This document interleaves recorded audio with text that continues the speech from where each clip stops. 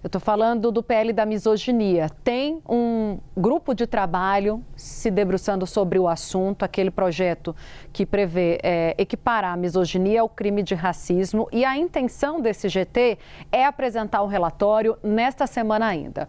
A comissão está sendo coordenada pela deputada Tabata Amaral, do PSB de São Paulo, e a gente abre espaço para uma conversa com ela agora. Tudo bem, deputada? Bem-vinda sempre ao Bastidores. Queria te ouvir sobre esse relatório que vai sair da comissão especial, como é, em linhas gerais, como é que ele foi construído, né? Para onde que ele aponta, pensando também, deputada, nas resistências que eu imagino que vocês vão enfrentar lá no Congresso Nacional das vozes mais conservadoras. Tainá, boa tarde. Gustavo, também um prazer estar conversando com vocês. Todo mundo que está acompanhando a CNN agora. Nas últimas 4 semanas, enquanto coordenadora desse grupo de trabalho, eu pude ouvir muitas pessoas. Pessoas que concordam com o projeto da forma como ele está hoje, pessoas que discordam e levaram sugestões. A gente ouviu ali delegadas, pessoas que atuam, juízes, peritos criminais também, mulheres que sofreram violência, seja mulheres que sofreram tentativa de feminicídio, mulheres que enfrentam todo esse ódio e perseguição na internet. Então foram escutas até muito difíceis por conta do peso dos relatos, mas muito importantes. E agora estou trabalhando com a equipe da Câmara dos Deputados, com a minha equipe, para na quarta-feira a gente ter a primeira apresentação dessa nova versão do texto. Lembrando que esse é um projeto da senadora Ana Paula Lobato, que lá no Senado foi aprovado de forma unânime, com votos do PT e do PL, e é isso que eu vou buscar na Câmara, dialogando com todo mundo, especialmente com quem pensa diferente. E aí, Tainá, já adiantando uma coisa, um ponto de resistência que o projeto encontrou, até porque muita gente nem sabe o que é misoginia, né? E é importante explicar. Misoginia, gente, é o ódio, é a discriminação contra as mulheres, assim como o racismo é o preconceito contra as pessoas negras. E aí muita gente estava preocupada, mas Tabata, o texto pode estar um pouco amplo, aberto. É muito importante que a gente deixe claro o que é o ato de misoginia, o que é a discriminação em si, e não fique ali no que é a opinião da pessoa, enfim, numa brincadeira sem graça que ela falou. Então, acho que com todas as contribuições que a gente recebeu, a gente vai conseguir avançar nisso para deixar muito claro. Piada não é crime, ser babaca não é crime, eu tenho dito e repetido isso. O que a gente realmente precisa criminalizar é o ódio. É quem está na internet dizendo que mulher tem que apanhar, dizendo que mulher tem que ser estuprada, dizendo que mulher merece menos, que mulher gosta dessas coisas. Então, acho que o texto vai vir bem redondinho para deixar muito claro o que é crime. E é isso que a gente vai atrás, e aí, obviamente, começa uma etapa muito importante, que é o quê? A gente conversar com parlamentares da esquerda à direita, continuar conversando com especialistas, para que esse projeto cumpra um único objetivo: dar um basta a esse ódio contra as mulheres, dar um basta a quem está incentivando a violência doméstica, o estupro, o feminicídio, para que nossas mulheres possam estar mais seguras.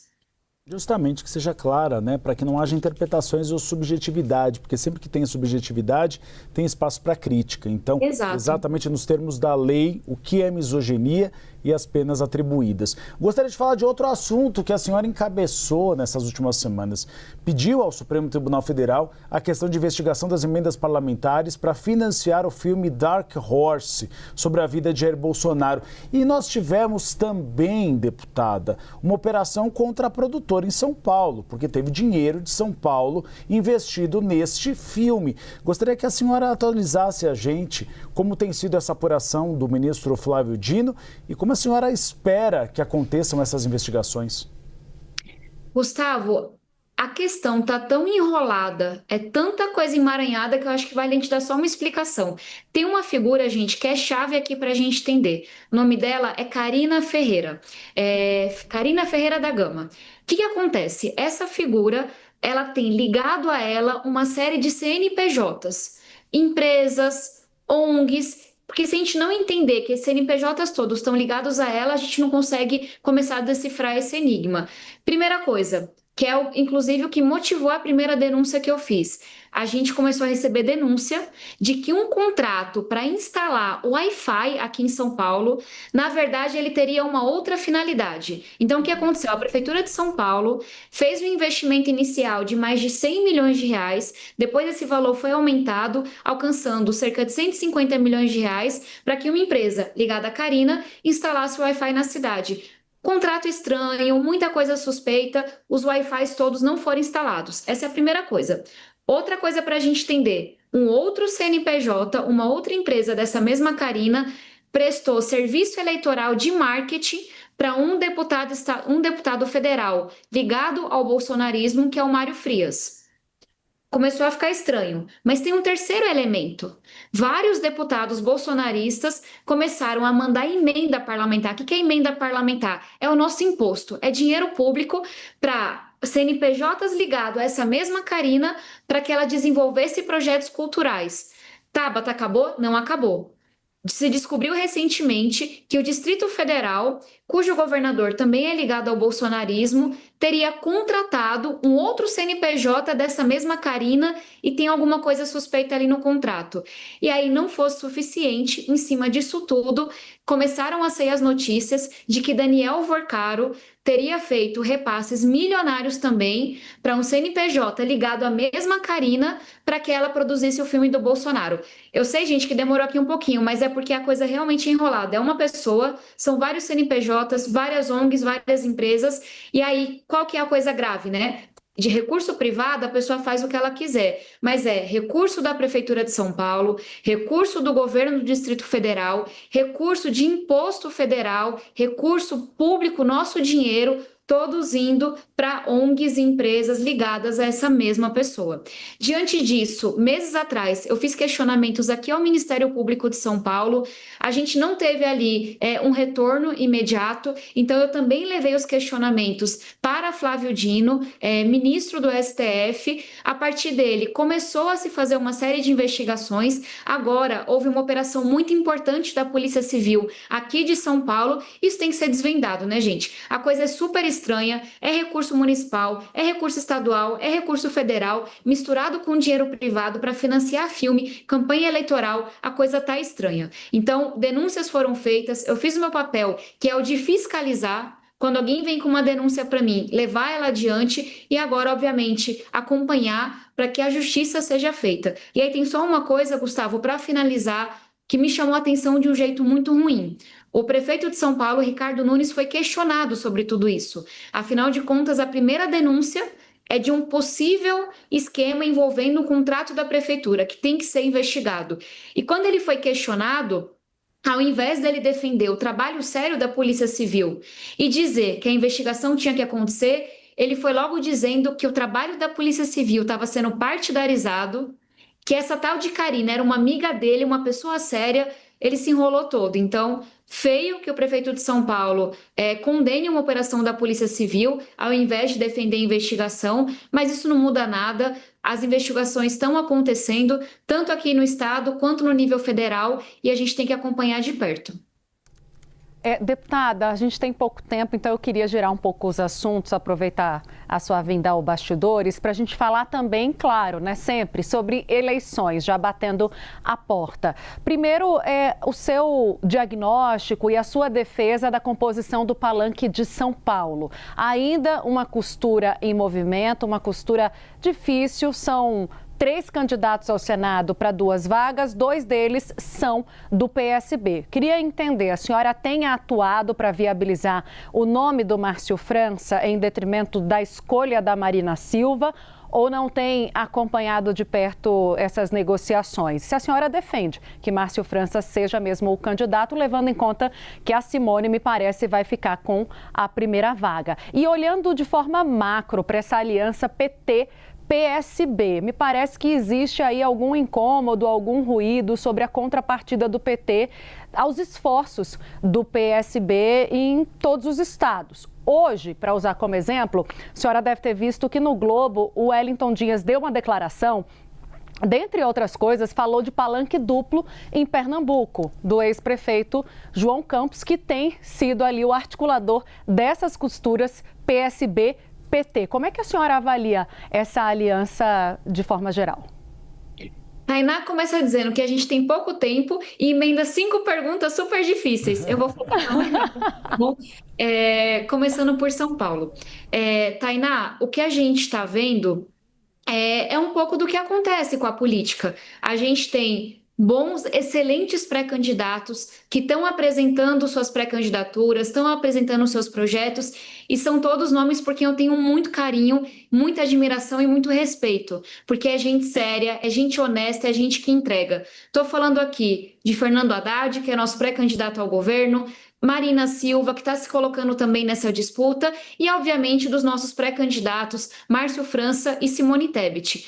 Falando agora como dirigente partidária, como vice-presidente estadual do PSB, o que a gente defende, até por uma leitura de cenário do que é melhor para São Paulo, é que tanto a Simone quanto o Márcio são os nomes mais competitivos para disputarem o Senado aqui no nosso estado. E a gente, obviamente, enquanto partido, tomou essa decisão, inclusive nacionalmente, e apresentou isso.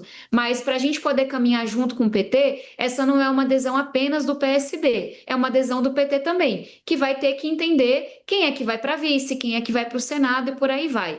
A provocação que eu tenho feito é que, por mais que na política se converse, que às vezes essa coisa demora mesmo, as pessoas têm pressa.